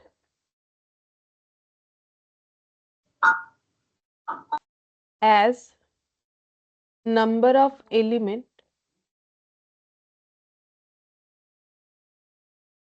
are ma'am equal। Equal হলে ইকুইভ্যালেন্ট হবে। আরেকবার বলো কি বলছো? ম্যাম ইকুয়াল যদি হয় তবে ইকুইভ্যালেন্ট তো হবে। इक्वल यदि है ताले इक्विवेलेंट होबे ही होबे। হ্যাঁ अगर इक्वल होता है तो इक्विवेलेंट हो ही जाएगा, है ना। जैसे मान लो एक सेट में है 1 2 3, दूसरे में भी 1 2 3 है, तो ये आपस में इक्वल हो गए, तो इक्वल होगा तो इक्विवेलेंट होगा। लेकिन इक्विवेलेंट होने से इक्वल होगा ऐसा जरूरी नहीं है ना। हाँ मैम। वो भी लिखवाएंगे उस बात को भी।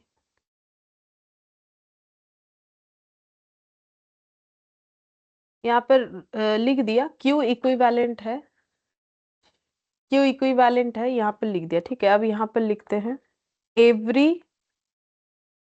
Equal set are equivalent. अभी जो क्वेश्चन किया तुम लोगों ने, ठीक है, कि इक्वल होने से तो इक्विवेलेंट होगा ही, बिल्कुल। Every equal set are equivalent set, but every equivalent set, are not always equal set। But जरूरी नहीं है, ठीक है, हो भी सकता है नहीं भी हो सकता है, जरूरी नहीं है कि होगा ही। अच्छा, फिर नेक्स्ट हम लोग पढ़ेंगे यूनिवर्सल सेट, जो मैंने थोड़ा सा तुम लोग को बताया कि उसका जो है साइन क्या होता है, स्क्वायर यूज कर सकते हैं, रेक्टेंगल, रेक्टेंगल होता है बेसिकली, ठीक है। यूनिवर्सल सेट को एस से डिनोट किया जाता है, ठीक है। जैसे मान लो मैंने एक एग्जांपल ले लिया, एस, ये यूनिवर्सल सेट, जैसे ही एस लिखेंगे ना तो समझ में आना चाहिए कि यूनिवर्सल सेट है। बहुत जगह पे यू से भी डिनोट किया जाता है, नॉर्मली एस से डिनोट होता है। तो मैंने मान लो ऐसे लिख दिया 1 2 3 4 5, ठीक है। तो फिर अब इसको अगर मुझे समझाना है तो हम कैसे बोल सकते हैं, ये एक रेक्टेंगल बना लेंगे, मतलब यूनिवर्स के अंदर बस यही नंबर है 1 2 3 4 5, मतलब मेरे सेट के हिसाब से, ठीक है। ऐसा थोड़ी है कि यूनिवर्स में सिर्फ 1 से 5 ही नंबर है। ये एग्जांपल है कि यूनिवर्सल सेट का मतलब ये जो मैं इस क्वेश्चन में जो यूनिवर्स बताया गया उसमें ये 5 नंबर है 1 2 3 4 5, ठीक है। अब मान लो मैंने ऐसे लिखा,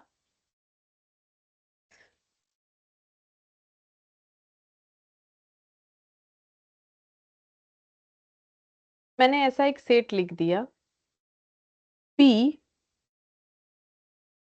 इक्वल,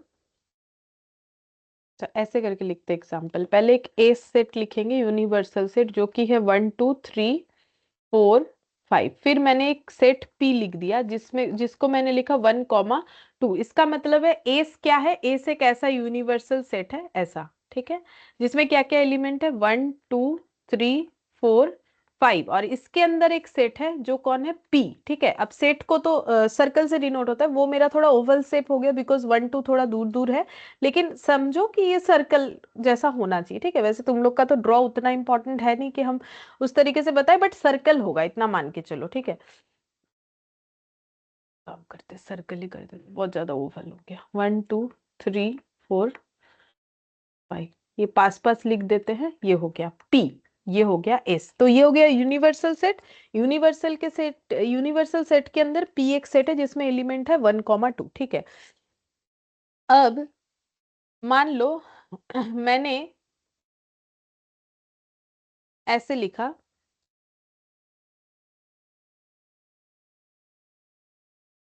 P कंप्लीमेंट, ये P to the power C के तरह लिखो, और उसमें मैंने लिखा 3 4 5, इसको कैसे रीड करोगे, इसको रीड करना है P कंप्लीमेंट बोल के हम लिख देते हैं, इसको कैसे रीड करना है हम ऐसे लिखते हैं, P to the power C बोल सकते हो, या फिर और P ऐसे डैश और S माइनस P, और S ऐसे माइनस की जगह, ये हुआ नहीं ठीक, ये वाला साइन ऐसे होता है ऐसे, ये ठीक है, इसको हम लोग बोलते हैं कंप्लीमेंट ऑफ P। अब ये क्या होता है, कंप्लीमेंट ऑफ P का मतलब है वो सारे नंबर जो यूनिवर्स में, मतलब जो यूनिवर्स में है बट P के पास नहीं है। समझो P कंप्लीमेंट और P में फर्क क्या है, P कंप्लीमेंट और P में फर्क ये है कि P का मतलब P में 1 2 है, ठीक है, और P कंप्लीमेंट जो है मतलब जो नंबर P के पास नहीं है बट यूनिवर्स में है। तो यूनिवर्स में तो 1 2 3 4 5 है, P के पास तो बस 1 और 2 है, तो इसका मतलब P के पास क्या नहीं है वो बताने के लिए कंप्लीमेंट का यूज होता है। तो P के पास जो नहीं है वो है 3 4 5, इसको P to the power C से लिखा जाता है P complement. P to the power dash होता है वो भी P complement. S minus P, तो S मतलब क्या, यूनिवर्सल सेट, उससे P को हटा दिया, तो देखो यूनिवर्सल सेट से अगर वो सर्कल को हटा देते हो तो क्या बचता है 3 4 5, वही होता है मेरा कंप्लीमेंट, ठीक है। तो कंप्लीमेंट का मतलब हो गया जो यूनिवर्स में जो डेटा है बट उस सेट के पास नहीं है, उसको बताने के लिए उस सेट का कंप्लीमेंट किया जाता है। जैसे यहाँ पर हो गया P का कंप्लीमेंट, बोलो इतना समझ में आया P कंप्लीमेंट क्या होता है। हाँ हाँ मैम। मैम। अच्छा अब नेक्स्ट देखो यहाँ पर, अब यहाँ पर P कंप्लीमेंट का वैल्यू मेरा कितना लिखा मैंने 3 4 और 5, ठीक है। अच्छा अब इससे हम लोग ऐसे बोल सकते हैं P is proper subset of, बोलो P किसका प्रॉपर सेट सबसेट होगा, S का या P कंप्लीमेंट का, बोलो P किसी का यहाँ प्रॉपर सबसेट है, किसका,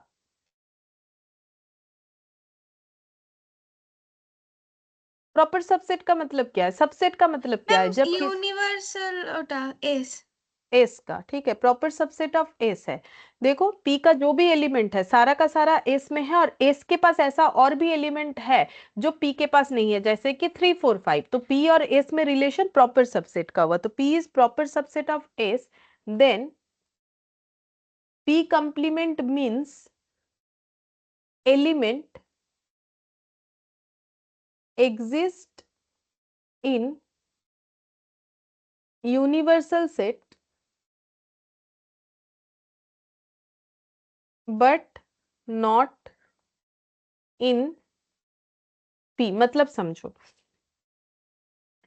P is proper subset of S, वो क्यों हुआ वो तो तुम लोग समझ रहे हो, क्योंकि P का सारा एलिमेंट जो है वो एस में है, और ऊपर से एस के पास ऐसा 3 एलिमेंट है जो P के पास नहीं है, तो P सबसेट है और एस सुपरसेट है, ऊपर से P प्रॉपर सबसेट है एस का, ठीक है। तो अगर P प्रॉपर सबसेट है एस का, ये लाइन क्यों जुड़ा हुआ है वो समझो। तो P कंप्लीमेंट का मतलब क्या, P कंप्लीमेंट का मतलब वो सारे एलिमेंट जो P में नहीं है बट यूनिवर्स में है, ठीक है। तो P में नहीं है बट यूनिवर्स में है, तो देन P कंप्लीमेंट का मतलब फिर क्या हो जाएगा, element exist in universal set but not in P। तो एक्चुअली ये चीज ये बोलना चाह रहा है कि जिस वजह से ये प्रॉपर सबसेट हुआ, बिकॉज ऑफ 3 4 5, क्योंकि S के पास 3 4 5 बचा हुआ है तभी तो P प्रॉपर सबसेट हुआ, अगर बचा हुआ नहीं होता तो सिर्फ सबसेट होता। तो वही मेरा P कंप्लीमेंट है, यही चीज बोला जा रहा है। बात समझ में आया, ये जो नीचे लैंग्वेज है कि जिस वजह से P प्रॉपर सबसेट हो रहा है वही मेरा P कंप्लीमेंट है।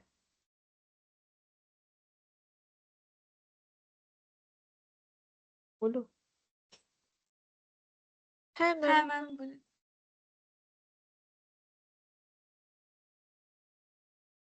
अच्छा नेक्स्ट हम लोग पढ़ेंगे ऑर्डर नॉट मैटर, ठीक है। सेट में ऑर्डर मैटर नहीं करता है, मतलब देखो order not matter in set, ठीक है। जैसे मैंने बोला सेट ऑफ वावल्स, ठीक है। अब किसी ने मुझे आंसर दे दिया कि ठीक है मैम लिखिए सेट ऑफ वावल्स, आप ए से सेट को डिनोट कीजिए और लिख दीजिए ए ई आई ओ यू, ठीक है। तो इसका मतलब भी जो होगा, अगर कोई ऐसे लिख देता है ए आई यू ओ ई, तो क्या कुछ अलग हो जाएगा? ना ma'am.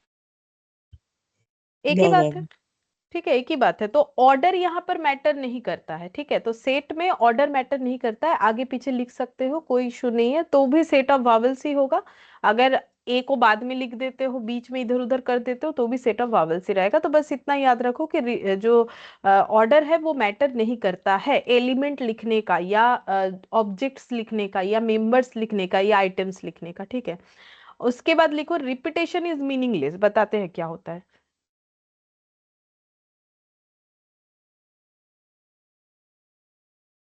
Repetition is meaningless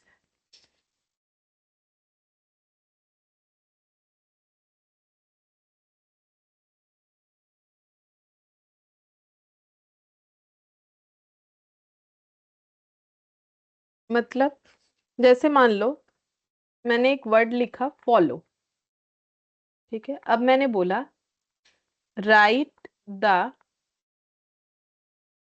collection of letters of the word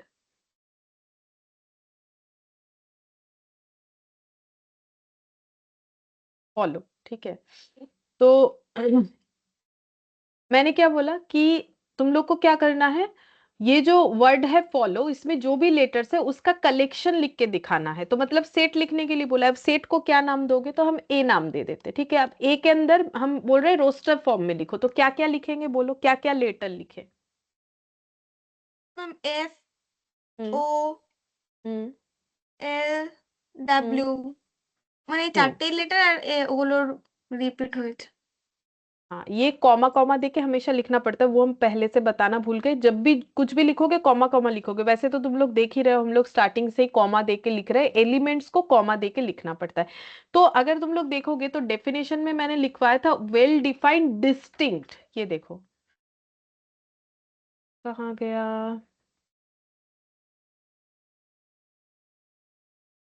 देखो डिस्टिंक्ट मतलब अलग अलग होने चाहिए, ठीक है। जो भी ऑब्जेक्ट होगा वो डिस्टिंक्ट होना चाहिए, अलग होना चाहिए। तो अगर तुम लोग ऐसे लिख देते हो कि एक सेट है, फॉलो में एफ है लिख देते हैं, ओ है लिख देते हैं, एल है, फिर एल है, फिर ओ है, फिर डब्ल्यू है, तो डिस्टिंक्ट कहाँ हुआ? क्या डिस्टिंक्ट हुआ? नहीं हुआ ना। तो फिर डेफिनेशन से तो मैच नहीं हुआ। ये दोनों सिमिलर हो गया, ये दो ओ सिमिलर हो गया, तो डिस्टिंक्ट कहाँ हुआ? नहीं हुआ ना। तो फिर रिपीटेशन इसमें मीनिंगलेस है। वो तो देखो डेफिनेशन से ही पता चल रहा है कि रिपीटेशन मीनिंगलेस हो जाएगा। फिर भी है पॉइंट तो मैंने बता दिया कि अगर कुछ रिपीट हो रहा है वो मत लिखो, एक ही बार लिखो। तो सही आंसर ये होगा, ठीक है। बोलो ये बात समझ में आ गया? हाँ मैम। ठीक है, अब हम लोग पढ़ेंगे power set. Power set, power set क्या होता है? The collection of all possible subset of a set denoted by P of A, ठीक है। पावर सेट को P ऑफ A से डिनोट किया जाता है, इसे P ऑफ A बोलोगे। अच्छा, क्या A लिख सकते हो? B C D नहीं लिख सकते हो? लिख सकते हो, लेकिन पावर के लिए P यूज करना है। ये तो A फॉर सेट हो गया। अब A की जगह तुम लोग जो सेट यूज करोगे नाम वो लिख देना, ठीक है। तो collection of all possible subset of A set denoted by P of A is called power set, ठीक है। अब ये चीज ऑलरेडी पढ़ चुके हो। कहाँ पढ़ा? अभी थोड़ी देर पहले ही पढ़ा। बोलो। ये तो पढ़ा, एक सेट का ऑल पॉसिबल सबसेट। पढ़ा कि नहीं पढ़ा? हाँ मैम। ठीक है, तो यही हाँ। पावर सेट होता है। फिर भी हम एक और एग्जांपल ले लेते हैं, चलो। लिखना कैसे होगा वो भी तो दिखाना जरूरी है। जैसे मान लो मैंने ए लिखा 1 2 3, तो अभी तो मैंने तुम लोग को इसका सारा पॉसिबल सबसेट लिख के दिखाया। तो पावर सेट क्या हो जाएगा? ऑल पॉसिबल सबसेट, ठीक है। अब ऑल पॉसिबल सबसेट को कैसे लिखा जाएगा वो समझो। जैसे एक सबसेट होगा 1, ठीक है, दूसरा सबसेट होगा 2, फिर तीसरा हो जाएगा 3, उसके बाद डबल डबल लिख लेते हैं 1 2, बाकी ऑर्डर कुछ भी लिख सकते हो, ये आगे पीछे जैसा मन चाहे लिख सकते हो। फिर हो जाएगा 1 3, ठीक है। फिर क्या हो जाएगा? 2 3, और क्या हो जाएगा? 1 2, 1 2 3 और एक हो जाएगा एम्प्टी। एम्प्टी, ठीक है। तो कैसे लिखोगे? क्योंकि ये एक पावर सेट है, तो सेट को कैसे लिखा जाता है? ब्रैकेट के अंदर। तो ये ब्रैकेट वो उस ब्रैकेट को बताया जा रहा है। ब्रैकेट के अंदर क्या लिखते हैं? सारे एलिमेंट्स को। अब एलिमेंट्स खुद सेट फॉर्म में है, जैसे कि सॉरी 1 2 3, ये खुद एक एक सेट है, ठीक है। तो ये हो जाएगा पावर सेट, ठीक है। अब जैसे देखो, इसको हम लोग ऐसे बोल सकते हैं, हम लोग ऐसे मान सकते हैं। लेट ये 1 को मान लेते हैं, कुछ नाम दे देते हैं लाइक बी, ठीक है। और मान लेते हैं 2 को हम सी, ठीक है, ऐसे मान लेते हैं। देन हम पावर सेट को ऐसे भी लिख सकते हैं।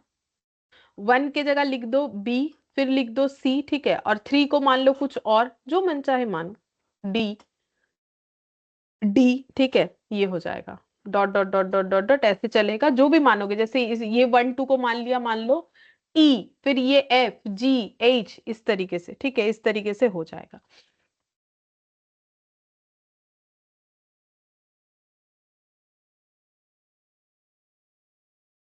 अच्छा, अब सेट में कुछ एडलेस होता है, जिसको हम लोग ऑपरेशंस बोलेंगे यहाँ पर मैथ्स के लैंग्वेज में। एक होता है इंटरसेक्शन, एक होता है यूनियन। इंटरसेक्शन को उल्टा यू से डिनोट करते हैं, यूनियन को सीधा यू से डिनोट करते हैं, ठीक है। तो ये हो जाएगा कॉमन इन सेट। इंटरसेक्शन का मतलब सेट में जो कॉमन एलिमेंट है उसको बताने के लिए यूज होता है। अभी हम बताते हैं। Total of set common element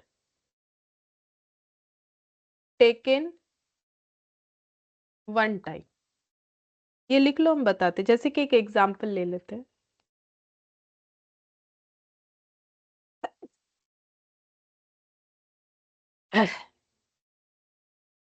one comma two, B ले लिया मैंने, 2 3 4, ठीक है। अच्छा, अब मैंने बोल दिया कि find A intersection B and A union B, ठीक है। इंटरसेक्शन मतलब कॉमन एलिमेंट जो है सेट में वो लिखना होता है। तो बोलो ए इंटरसेक्शन बी में क्या लिखे, क्या ऐसा एलिमेंट है जो दोनों में कॉमन है? 2 2। तो इंटरसेक्शन का आंसर ऐसे हो जाएगा, ठीक है।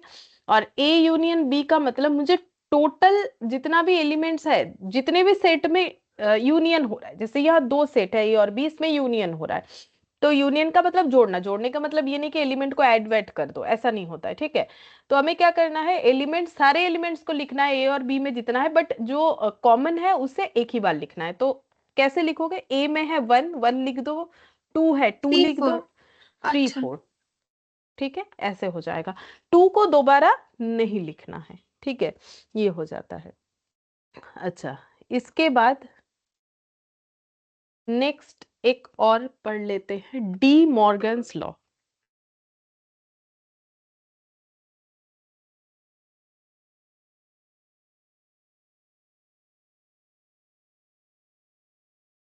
P union Q whole complement अगर होता है तो डी मॉर्गन्स लॉ में बोला गया है P complement intersection Q complement होता है। ये हम बाद में सिखा देंगे, मतलब पूरा बता देंगे, अभी ये लिख के रखो, ठीक है।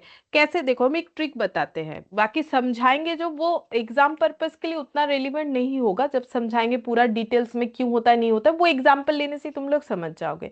बस इतना समझो कि होल कंप्लीमेंट को जब हम लोग ब्रेक करेंगे तो यूनियन इंटरसेक्शन हो जाएगा और कंप्लीमेंट दोनों में डिस्ट्रीब्यूट हो जाएगा। इस तरीके से एग्जाम पर्पस के लिए याद रखो। तो वैसे ही समझ के मुझे बोलो, अगर P intersection Q whole complement है तो क्या लिख सकते हैं, सेम उसी प्रोसेस से। Ma'am P complement intersection Q complement. ये तो ऑलरेडी इंटरसेक्शन है, यूनियन है तो इंटरसेक्शन होगा, इंटरसेक्शन है तो अच्छा हाँ তাহলে यूनियन হবে। उल्टा होगा, ठीक है। ये याद रखना है, ये ट्रिक है याद रखने का। बाकी इसका लॉजिक हम लोग देख लेंगे कोई भी एग्जाम्पल लेके कि क्यों ऐसा हो रहा है, ठीक है।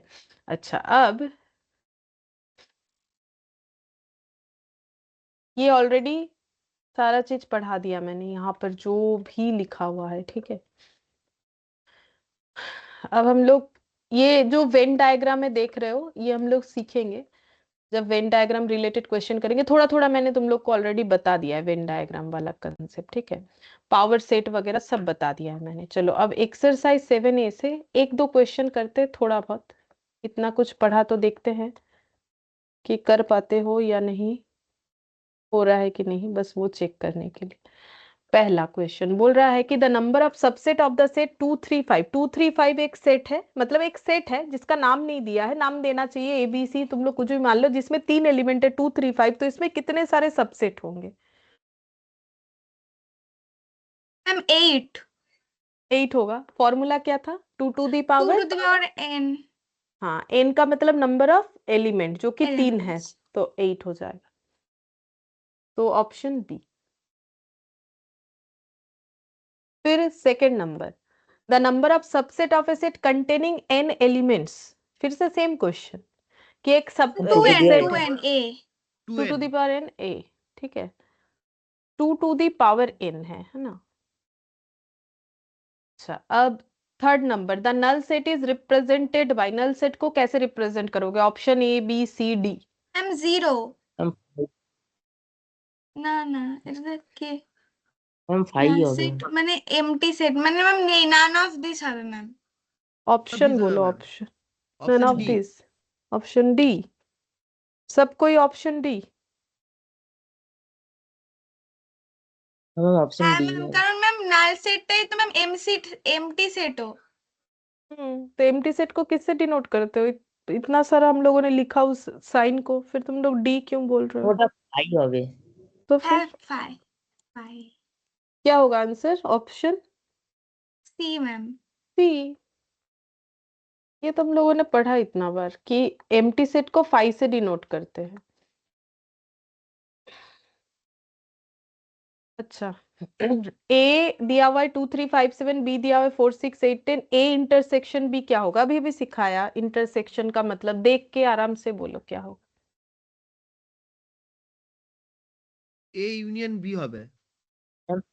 এ ইউনিভার্সাল বি তারপর ওটা কমপ্লিমেন্ট। ऐसा कैसे? इंटरसेक्शन का मतलब क्या सिखाया अभी? ম্যাম সেম কমন থাকবে যেটাতে সেটা, এটা একটাও না ম্যাম, এ হবে এটা অপশন। हाँ ऑप्शन ए होगा। ए इंटरसेक्शन बी का मतलब जो कॉमन एलिमेंट है वो लिखना है, अभी तो दिखाया जो कॉमन एलिमेंट है वो लिखना है। ठीक है, ये रहा 2। ठीक है, तो यहाँ पर फिर हम लोग का आंसर क्या हो जाएगा? এ ম্যাম। ए, क्योंकि एक भी कॉमन एलिमेंट नहीं है। बोलो समझ में आ गया? হ্যাঁ ম্যাম।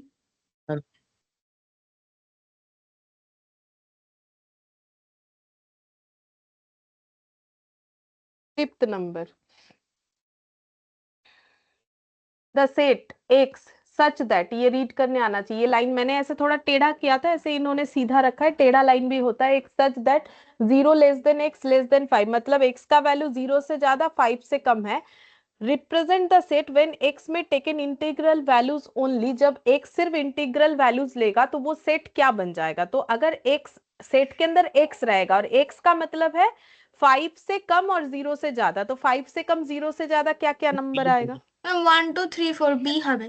बी होगा, सही है।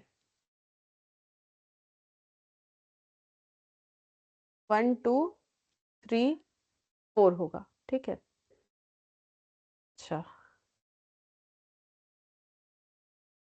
और थोड़ा सा कर सकते हैं, देखते हैं। चलो 6th नंबर में क्या बोला है? The set 0 2 4 6 8 10 can be written as. तो इसको हम लोग कैसे लिख सकते हैं? अगर मेरा कोई सेट है जिसमें ये एलिमेंट्स है 0 2 4 6 8 10, ठीक है, उसको अगर मुझे प्रॉपर्टी फॉर्म में लिखना है, ये प्रॉपर्टी फॉर्म हो गया ना, तो फिर कौन सा फॉर्म सही है? जैसे पहला वाला लिखा है 2x such that 0 less then x less than 5, तो इसको सोचो, अगर 0 less then x less than 5 मतलब x का क्या क्या वैल्यू आ रहा है? 1 2 3 4। 1 2 3 4, ठीक है। अब ये तो x नहीं होगा, x क्या एलिमेंट क्या होगा? 2x, तो 2x का मतलब 2x का 2 मतलब 2 2 4 4 6 6 8। 8, तो क्या ये 2 4 6 8 है? नहीं, इसमें 0 और 10 भी तो इंक्लूड होना चाहिए, तो इसका मतलब ऑप्शन ए नहीं होगा। तो मैंने एक बता दिया, अब तुम लोग बताओ फिर आंसर क्या होगा। इसमें ट्राई करो, ये भी तो नहीं होगा क्योंकि इसमें क्या हो जाएगा? ওটা তো শুধু 1 2 3 4 চলে আসবে বিটটা।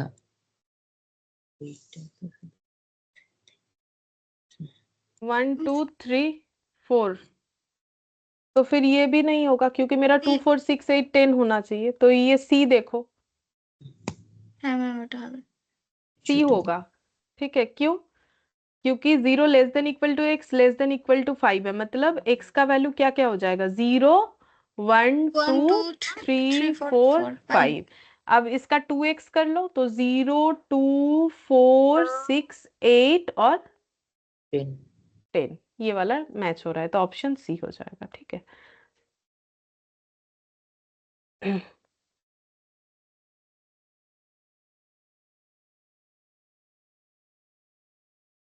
7th का देखते हैं, 10 तक करेंगे। ठीक है, कार्डिनल नंबर। अच्छा यहाँ पर पहले ये क्वेश्चन पढ़ लेना पड़ेगा। 7 से 10 तक एक ही तरह का है। P का वैल्यू ये है, Q का ये है, यूनिवर्सल सेट ये है, तो बोलो P इंटरसेक्शन Q कितना होगा? पहले ये बोलो P इंटरसेक्शन Q का वैल्यू क्या होगा, फिर कार्डिनल नंबर भी याद दिलाते हैं तुम लोग को क्या सीखा है। P इंटरसेक्शन Q कितना होगा? P और Q में जो कॉमन एलिमेंट है बोलो ম্যাম क्या 2 होगा? আর 6 ही कॉमन আছে। अच्छा 2 और 6 अगर कॉमन है तो कार्डिनल मतलब number of element in any set, तो number of element in P intersection Q कितना होगा? 2 ম্যাম 2 होगा, तो फिर आंसर क्या हो जाएगा 7 का? 2 बी। बी बी है। 8 में देखो क्या बोल रहा है, cardinal number of P union Q, तो पहले P यूनियन Q निकालो। P यूनियन Q में क्या क्या आएगा? यूनियन मतलब सारे नंबर्स लिखने हैं सभी सेट के जिसमें यूनियन हो रहा है, कॉमन को एक ही बार लिखना है, तो पहले 1 2 3 5 7 लिख लिया, 1 दोबारा आ रहा है क्यू में, 8 হবে 6 आएगा, एक 10 होगा और 15 होगा। হ্যাঁ কতগুলো হচ্ছে? হ্যাঁ 8 ठीक বলেছো, सी 8 का आंसर सी हो जाएगा। 9 n of P complement, P complement का मतलब याद दिलाते हैं जो यूनिवर्सल सेट में है बट पी के पास नहीं। यूनिवर्सल सेट में ये सब है और पी के पास ये है, तो पी के पास क्या नहीं है बोलो? मैम 4 6 10 6 15 8 9 10 11 12 13 14 15 1 2 3 1 2 3 5 और 7 ये काट देते, बाकी सब जो है वो पी कंप्लीमेंट में चला जाएगा। ठीक है, तो अब number of element in P complement is called an of P complement. तो ये कितना मैम हो रहा है 10 काउंट? হবে। 10 হবে हो रहा है, तो काउंट करने से अगर 10 आ रहा है तो हमारा आंसर भी 10, तो ऑप्शन हम लोग का ए। फिर 10th नंबर जो कि लास्ट करेंगे अभी हम लोग, एन ऑफ क्यू कंप्लीमेंट। तो क्यू कंप्लीमेंट पहले निकालो। क्यू कंप्लीमेंट मतलब जो यूनिवर्स में है बट क्यू के पास नहीं है। तो एक आसान तरीका है निकालने का, कैसे? देखो इसके पास क्या है, 1 3 6, मतलब कितना सारा है? मैम 5টা। 5 है, और 10 यहाँ पर হবে टोटल कितना है? হ্যাঁ বলো কত হচ্ছে? मैम 15টা 10 এটা হবে 10 ম্যাম এটারও। मैम 10 हम्म হবে। 10 होगा, तो इसमें 15 है, इसमें 5 है, तो कितना नहीं है? 10। ठीक है, तो वैसे लिख के भी कर सकते हो, ऐसे भी कर सकते हो, तो 10 आंसर आ जाएगा। तो फिर 10th का answer B. Option B. 10th का आंसर ऑप्शन बी। ठीक है, आज हम लोग इतना ही करते हैं, बाकी यहाँ पर जो है तुम लोग ट्राई करके देख सकते हो, काफी सारा हो जाएगा, ऐसा नहीं कि नहीं होगा। ठीक है, करके देखो, मैम हम नेक्स्ट क्लास में करवाएंगे। Thank you ma'am. Bye ma'am. Bye thank you ma'am. Bye ma'am. Bye bye. Ma'am.